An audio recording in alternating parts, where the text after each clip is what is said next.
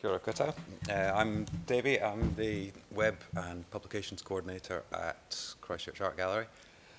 I haven't done any PowerPoint, so apologies, that's not in my skill set somehow. What is my job?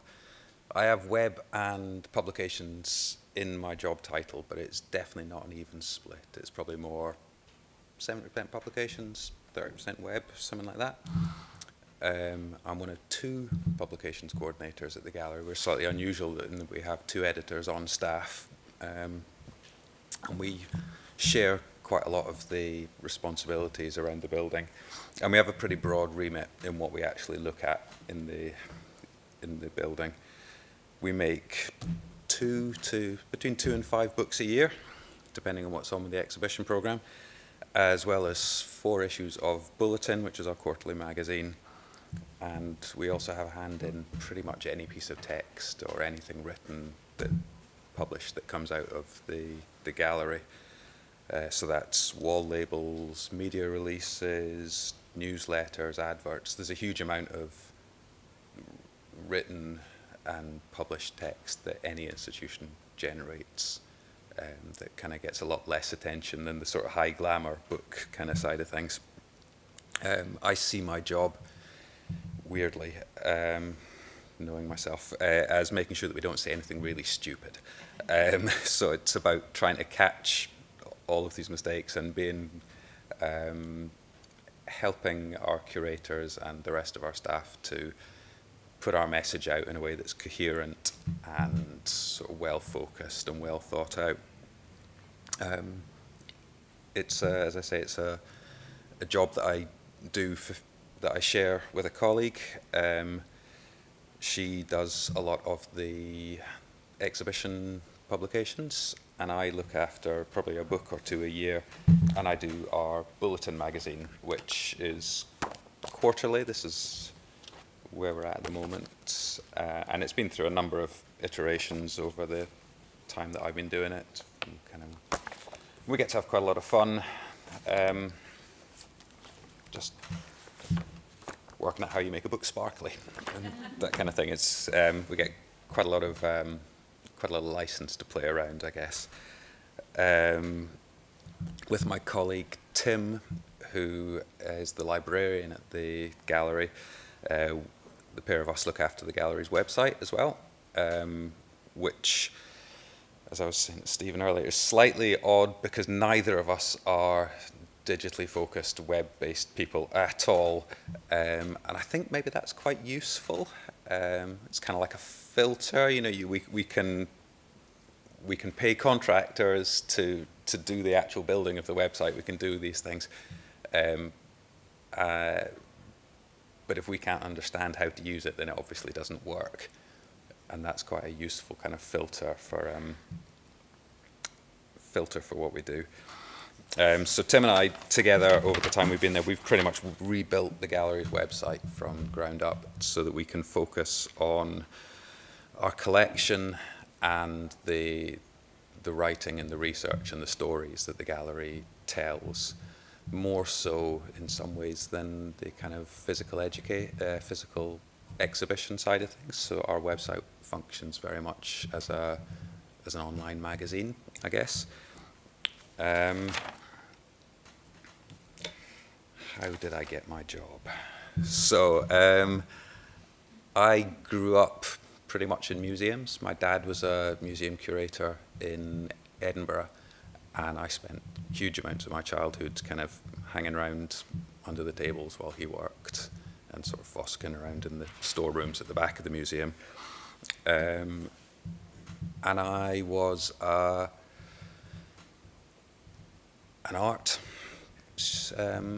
arts geek as a kid, I guess, very much. So I was always the second best drawer at school through the entire of my school. Gavin Wilson was the best. So I don't know where he is now. So I realised, or I decided, I think quite early on in school, that I wasn't any good at writing and science, and I focused entirely on art and drawing and painting. I ended up going to art school when I left, which, due to the sort of intricacies of the Scottish education system, the school that I went to was the art school that was where everybody who was the second best at school doing drawing went to. And art school at the time was very much focused on producing the next Damien Hirst or the next Tracy Emin or something like that. It was about being a superstar, and there wasn't, I don't think, much of a focus on what to do if you weren't going to be a superstar. There wasn't much around how you actually make a living, how you make a career from making arts, what, you know, sort of business skills you might need to know. So, like all of my colleagues, I left with a degree and absolutely no idea how to use it. But I knew that I wanted to be involved in arts. So I also knew I probably wasn't going to be the person who was making the art. So I did a lot of volunteering at museums and galleries around Edinburgh. In the last year of art school, we did our dissertation, which was the first piece of written work that I'd done for 5 or 6 years, probably. And I discovered, to my surprise, that actually I could spell, and that I quite enjoyed the written word, and I was interested in that. So I did volunteering at the galleries, National Galleries of Scotland and National Museums of Scotland in their publishing departments. I was really lucky to manage to wangle my way into there. And I did anything that they asked me to do. I reorganized their storage cupboards. I tidied up. I did anything to be useful and sort of inveigled my way in. So off the back of that, I discovered that I loved publishing. You know, you get the joy at the end of it of producing a beautiful object, which ties in with the kind of the painting and that sort of side of things. You make a wonderful thing, and then you move on to the next. And here I think maybe my career journey is slightly different, because I think lots of people have talked about this sort of wobbly path to get there, whereas I decided quite firmly that I wanted to make art books. So I went and I did a publishing master's degree in Edinburgh, and there's one of those at Waiwhetū up in Wellington here as well. It's a very good degree. And from there, after a year, I came back in. I did more work with the museum and the gallery.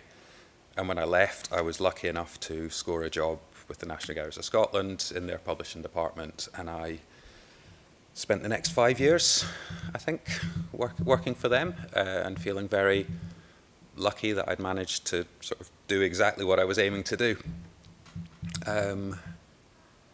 After about 5 years, I decided that I'd had enough of being in Scotland, and it was time to go somewhere else, because I don't like football and I don't like the rain. So I put together a CV and some letters, and I wrote to every single gallery that I could find in an English-speaking country that looked like it might have a publishing program and might make books. And that's a lot of letters. So I sent a lot of letters and a lot of emails out all around the world, just to be anywhere other than Scotland. And 6 months later, I got an email from Christchurch Art Gallery, because my email had landed up on the desk of my now colleague who was about to go off on maternity leave. And I've been there ever since. So, what to learn from that? What advice would I have? Write a lot of letters. If you want to do something, you have to ask a lot of people. You have to put yourself out there. You have to, I think, go and let people know that you're there. Say you want to do stuff. Say that you can do, you've got some skills and there's some things you're interested in doing. And, you know, if you write 40 emails, well-spelt emails, nice, polite emails to people, you might get 2 responses back and you might get something out of that. But you have to you have to put yourself out there, I think, in order to do that. And you have to be prepared to go, because this is quite a small field, I guess, the digital, kind of the arts and the humanities, especially around Christchurch. It's not a massive field, but the world's massive. There's heaps and heaps of other places out there. If you get yourself a good education here and you get some skills behind you, then just apply everywhere. It's really cool. There's heaps to do. And volunteer, I think, is the other thing. I'm always a wee bit hesitant about telling people to volunteer because it's quite easy to get taken advantage of, maybe. That's a little bit skeptical. I think the sector relies quite heavily, can rely on sort of people's goodwill and eagerness to be involved. But it's a really good way to get your face known and to meet people and to get in there. So, get in and do a bit of volunteering and then try and convert that into, maybe paid internships and that kind of thing, because they are out there. There's definitely funding. If you want to work in an art gallery, there are loads of jobs in art galleries, from front of house, conservation, exhibition technicians. There are loads of different roles. And I know certainly for us at the Christchurch Art Gallery, we're really good at upskilling people. There's lots of people who've come in as visitor hosts, who've come in as exhibitions technicians, and they've found their way from there into exhibition design, into the shop, from the shop into working on our online presence. There's lots of these sort of, it's about getting your face known, I think, and being out there and being willing and enthusiastic and I think that's about it. Because I didn't do a PowerPoint, I've brought a whole load of magazines with me, so if anybody wants to pick one up at the end, there's a pile of them on the table there. That's my, yeah. Thanks very much. Good luck.